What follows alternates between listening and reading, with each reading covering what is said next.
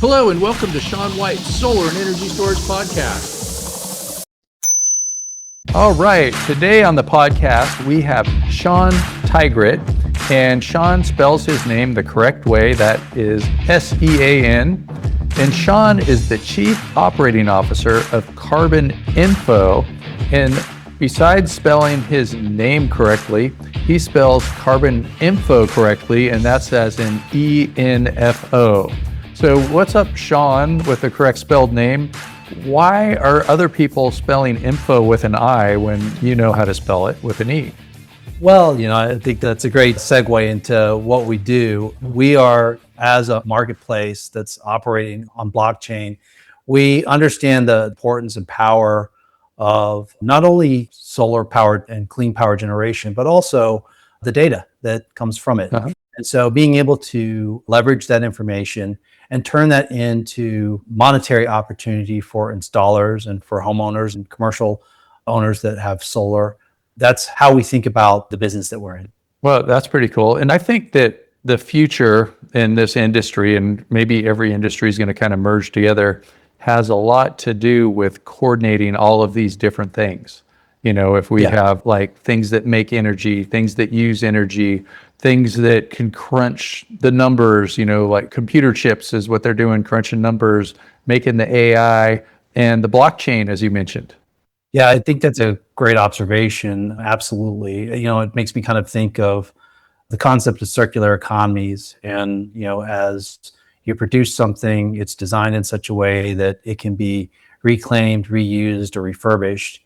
And, a part of that is being able to track and trace the provenance of all the materials and all of the usage, all the metrics for any of these things, whether you're talking about panels or you're talking about storage or you're talking about server hardware in an AI data center. All of those things can be designed and built to be reused and repurposed. So what is it that you're doing on the blockchain too? Do you have your own application, or do you do it on top of something else like Ethereum or Tron, which are different applications on the blockchain? Yes, great question. We actually run our platform on Cardano. Just like, I should have said that one too. Yeah, no, it's fine. We used it for a variety of technical reasons. A lot of it had to do with the low overhead of governance. It's kind of built into their protocol. It's a validated network, so it does not require the compute power for proof of work, and which makes it much more green in terms of energy usage. And really what we're doing with the blockchain is we're taking advantage of the fact that it's a distributed, publicly available, so transparent and immutable ledger. And so when you think about the business that we're in, which is selling solar renewable energy certificates from small scale producers such as residential or small business commercial installations, we're able to provide a couple of things. One, provenance. So we can clearly articulate that we're pulling in this data directly from the device that's generating the energy. So it's better than certification. We call it verification, right? It's the device is telling you what it's doing. And that information then is written directly on chain to the Cardano ledger. And, for every megawatt of energy that's produced, we create a non-fungible token, an NFT, that represents that SREC, which includes the unique identifier for the device itself. It includes the location, the geolocation of that device. It includes the amount of energy that was produced and the date that it was produced on. And all of those things basically provide proof of where that SREC comes from, which is kind of a first when you think about it in terms of what the market currently provides. So it's extremely high fidelity. And the fact that now we're putting it on chain, on a transparent, publicly available, immutable ledger, makes it auditable instantly. Anyone can go in and take a look and say, is this SREC, what's its origin, where did it come from? And at the same time, we can show that, when an entity such as a corporate purchaser who's looking to reduce their carbon footprint purchases that SREC, that transaction is also recorded. And then when they retire or use that SREC to write down their footprint, that's also recorded. And the NFT is burned so that it can never be reused. So we saw blockchain as an elegant way to address greenwashing that we've seen with other energy assets classes that people have tried to use in the past. Cool.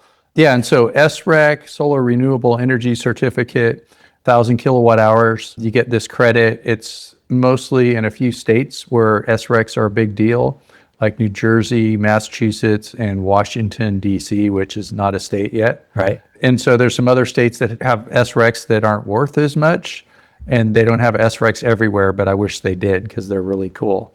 So how do you prove that it's an SREC? Is it like built into an inverter? Yes. So like the inverter companies are working with you? So what we're doing is, so every solar panel has an inverter, obviously. And so what we're basically doing is when we sign up a customer, a producer is often what we call them, that has the solar array installed. When they register our account, they go in and log into their management platform and provide us a API key. They generate that from within the platform. We provide them a mechanism, an easy way for them to create that. And that allows us to do a pass-through authentication on their behalf, basically, to pull that data in to our platform. So we're basically using the owner's permission, and I guess call it a loaner key, the key that you have for the valet key, the key that the car manufacturer gives you to hand to the valet. That's basically what we're being handed by the producer to go in and pull the data directly from their inverter or inverters, depending on how many they have. So that's kind of cool. I've always been fascinated by the blockchain and cryptocurrencies and all that kind of stuff. And at API, I guess that stands for Application Programming Interface. And so it's some kind of way that inverters send data and other things can send data. And then you take that and then you put it on the blockchain. And a lot of things you can buy on the blockchain. There's like stable coins, there's different cryptocurrencies and things like that. Can I go out there and buy one of your SRECs? Like, is it something I could go onto crypto website and get an SREC? That would be kind of cool. Yeah. So no, it's not really designed for that. At least the SREC itself. So the NFT. Did I just give you a good idea though? It was like, oh, I'm going to do that tomorrow. Maybe we'll have to explore that. I think, if we get into fractionalization, I see that maybe as a way to fractionalize ownership of a solar array. You could turn that into a non-fungible token, potentially spread the ownership rights and the production rights across multiple people that hold the token, which is something we explored earlier. But in our implementation, you could come to our website, reach out to us as a individual or a small business or a large corporate entity. If you're wanting to purchase SRECs and use those to offset your carbon footprint, we can absolutely sell you those. And we will transfer those to a digital wallet, and you can hold those and you can show, I own these SRECs. Here's the proof, the certificate, and that includes all the metadata of where it came from, the date that you purchased it, and all of that. And then when you go to retire that, you would basically receive a receipt that, you've used this SREC and that it went against, on a certain date or within a certain year was applied towards your carbon footprint write down. Cool. So we haven't created a token or a coin in that sense to facilitate the transfer of ownership for SRECs themselves. But we have created a security token to allow investors to come in, invest money in the company, and then receive a percentage of proceeds from SREC sales. So that's something that we are doing on the token and the side. Again, not a cryptocurrency or meme coin by any stretch. It's tied to the revenue of the business. It's a registered Reg D 506C security, but that's more focused on an investor community. I have a question about that too. So you use the Cardano blockchain, and I know that I've actually even interacted with different blockchains like Ethereum and things like that, where you're buying something else using that blockchain. And so Cardano is, I think, actually the guy that founded it helped found Ethereum. Is that right? Charles Hoskins, I think. Yes, that's correct. And so he helped find it, and then him and this guy named Vitalik had a falling out or something like that. And he started his own, and he says it's better. And so you can buy the Cardano, and it's worth a certain amount of money. Yeah, ADA. But you're not really buying, and ADA is like sort of like the initials for it or something like that. So you can buy it, but you're using the blockchain just to transfer other things. So like people that are using your, I don't know if you call it software or whatever, but your way to deal with SRECs, they don't have to own Cardano. They probably, most of them don't No. even own it. No. They're just using that as a way to transfer it. It's sort of like maybe like some people use a stock exchange to transfer things. Maybe is it something like that? That's exactly what it's like. Yeah. But it's like pretty quick and it's really inexpensive. That's it. And it's permissionless. So you don't have to trust any third party. It just goes from one person to one person, and it doesn't go through somebody at a stock exchange. It's this distributed ledger. Right. It doesn't require a brokerage or a trader or anything like that. It's just an instantaneous transfer of that digital asset from one wallet to another. And it doesn't matter how much Cardano is worth today or tomorrow. If it's worth 10 times more or 10 times less, doesn't make a difference. And it's probably to transfer to, it's like pennies, something like that. Yes. Yeah. It's pennies, not dollars in terms of one, minting the certificates, the SRECs, and then transferring them. You're paying a fee. They call, most blockchains call that the gas fee. The gas. Transport fee to move assets around, again, very inexpensive. And then the retirement of moving those tokens, burning them, as they call them in the parlance, or retiring them is what we call them. There would be a fee for that as well. But again, you don't need to know anything about Cardano or the underlying protocol ADA. At the end of the day, we're handling all of that behind the scenes for both the producer and for the purchaser of the SREC. We're just enabling them to seamlessly allow for that transfer of that asset and then easily hold up a very defensible claim of the origination, the attribution, the provenance, if you will, of that SREC. Yeah. And then people can even, there's been cases like probably right this second where people are using different blockchains and they're sending $1 million for a penny. So it's not very expensive. No. It's not like you have to pay for somebody to survive and their office and turn on their lights and like their bank building or whatever that is. Right. You're not waiting for interconnect. You don't get hit with interconnect fees. You don't have to wait for transfer confirmations between banking, different banking entities and all that. Well, more established blockchains, are worldwide networks and they're highly distributed. So they are very defensible against distributed attacks and things like that. So they remain up 24/7 pretty much worldwide. We interrupt you for a very important announcement. Sean White's Solar and Energy Storage Podcast has been brought to you by Sean White's Solar and Energy Storage Podcast. That's right, Sean White is sponsoring his own podcast, and he wants to remind you to go check out some of his classes.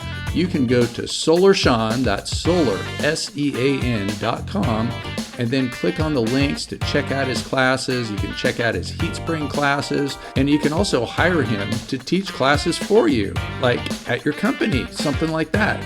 Now back to the show. Okay, so your customers, they're making the electricity. They want to get credit for the SRECs. The inverter sends a message. You take that and you put the SREC on the blockchain. And then what happens? Does the SREC go to somebody else? Somebody else is going to buy it, I guess.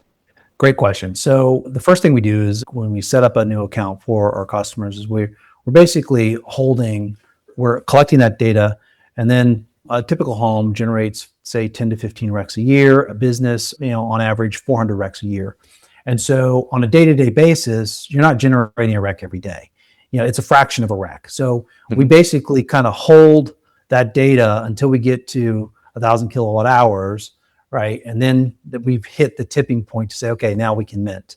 And then, at the end of a month or end of a quarter, we'll go and basically mint all of the certificates that have been produced for that period of time. And we're holding them on behalf of the producer and then creating a marketplace. So we're looking for those buyers to come along. Really what we're trying to do is we're trying to unlock the 74% of SRECs that go unclaimed. Really? That's crazy. Right. So you mentioned some of the compliance markets, DC, and where they're worth could be hundreds of dollars and things. Yeah, $400 in DC, I think, or something like that, some crazy number. But there's a regulatory body in place that kind of sets a price and that kind of drives demand for that particular group of areas. But in your non-compliance or your voluntary markets, like where I live in Georgia, they're not worth a lot, right? Maybe a buck, $2, maybe somewhere in that range. So not a huge amount of value. And so it begs the question, it's like, okay, is it even worth my time? Especially if, if I'm only going to produce 10 RECs a year, that's $20 tops. Why do I even want to go to a website for that? Yeah, it's not worth the paperwork, Right, Yeah. exactly. However, right, so as a result, the vast majority of solar owners for small scale below 5 megawatts do nothing with their SRECs, right? They just sit there.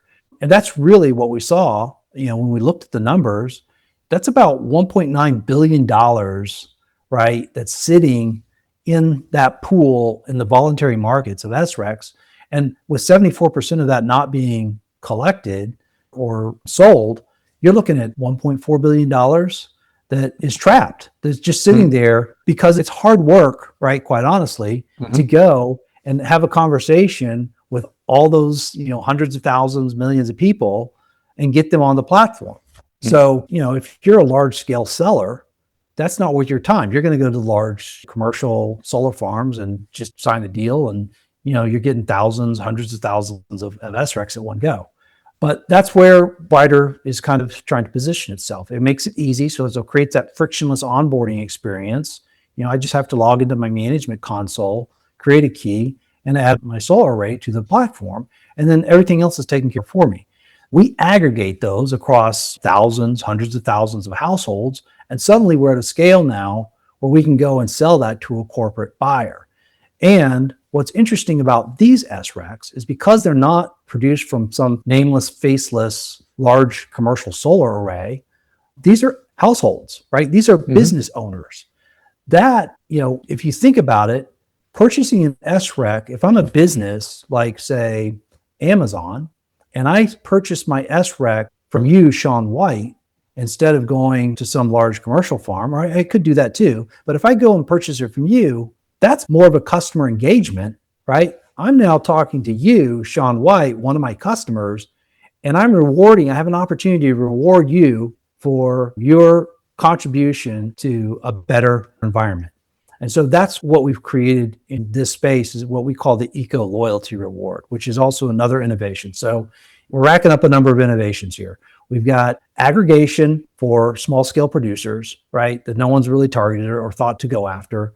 We're tokenizing that. So we're putting it on chain to provide high fidelity provenance of where that came from.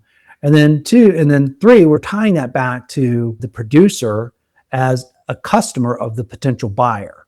And what that does is allows us to create a much higher value. So instead of just selling a REC to an ESG director at, say, Amazon, and they're just going to write a check and that just shows up as an expense line item in the budget, you can now create a marketing budget, right, that says, I want to reach out and engage Sean, and I would like to reward him.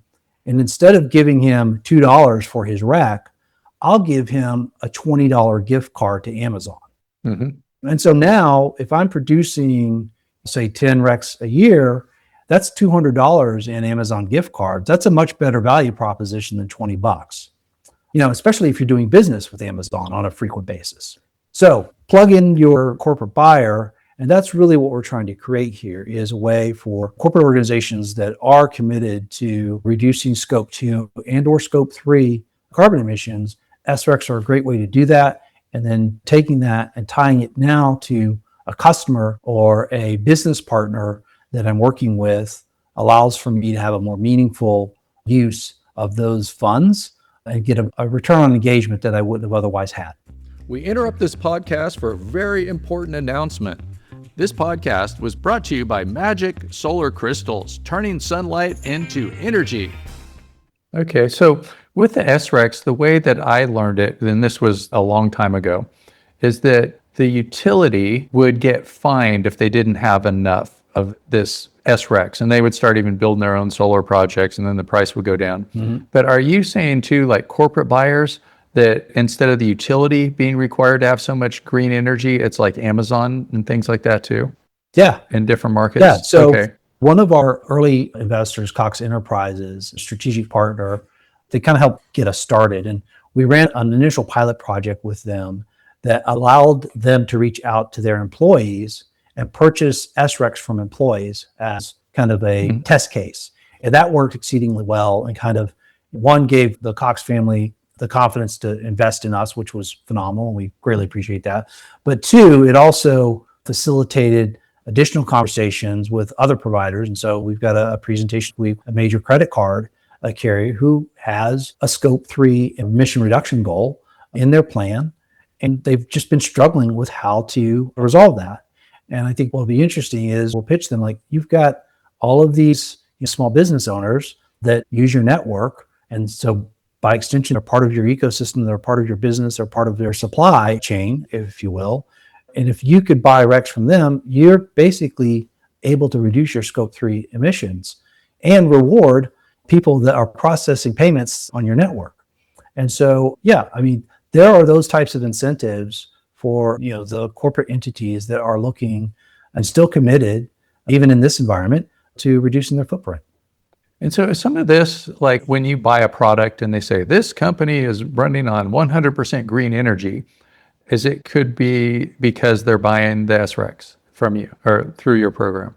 Yes. I mean, probably us, and then they're probably doing a number of other things as well. Mm-hmm. We're not going to be the sole solution. Mm-hmm. I mean, there's a variety of different methods, but yes, that's basically, I mean, you can do things at the corporate office, like making sure your toilet paper is recycled, for example. Yeah. That's only going to get you so far. And then, if you've got a fleet of vehicles, maybe you haven't electrified them yet, then buying renewable energy certificates is certainly an arrow in the quiver, if you will, for reduction strategies.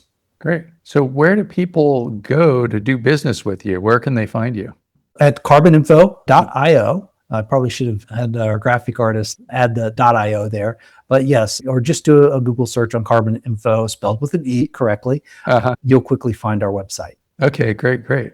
All right. So I think I'm going to go out there and get myself an SREC, Yeah. Yeah. If you've got a solar array, hook it up. We're actively looking for installer partners across the US. So I think one of the other things that we can do is we're partnering with installers to help kind of offset the ITC that's disappeared. And this becomes a way to incentivize or help make the economics work for new customers that are considering solar. Is now SRECs become part of that. Being able to sell that SREC becomes part of that value proposition. So for your installer listeners out there, we're definitely interested in working with you guys. And we have an agreement in place with a number of different installers in Arizona and North Carolina and Georgia. And we're actively looking for folks out in California. If we've got any projects spinning up that we would love to be able to, tap that market as well. So California SRECs, that's a new one. All right. Yeah. Okay. So, well, thanks for making all this work. Yeah. I had this other thought that, about blockchain and all that kind of stuff, and I've been thinking of this for a while. One of the critiques of Bitcoin is it's high energy. Yep. Proof of work. Yeah, proof of work. And if other cryptocurrencies use proof of stake, is that Cardano's doing that, I guess? That's correct. And so yes, it's not higher energy like with Bitcoin. But a lot of Bitcoin is also mined with renewable energy. Could you use something like, you would be in a good position to track Bitcoin that were made with renewable energy, and there would be a premium on that, I would think. And somebody might pay 1% or 10% more for a Bitcoin that could be proved that it was made with green energy. So maybe just like you're tracking the SRECs, you could track that renewable energy that's going into producing Bitcoin. That's a great idea. Let's start a business. Yeah. Don't tell anybody. Let's do it. Let's just go get it done. But yes, you're absolutely right. The capability and the platform now exists on the platform. We named it Brytr, by the way, Brytr, Brytr. But yes, our platform would absolutely enable that. Okay, let's do it. Deal? Let's get it done. That's a deal. Let's do it. All right. I'll send over some paperwork shortly.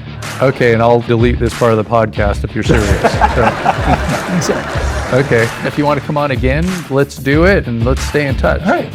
Yeah, all right. It's been fun. Thank you so much, Sean, and we greatly appreciate the opportunity to share in your podcast. All right, thanks, Sean Tygrett from Carbon Info, and get yourself some SRECs today. Ow!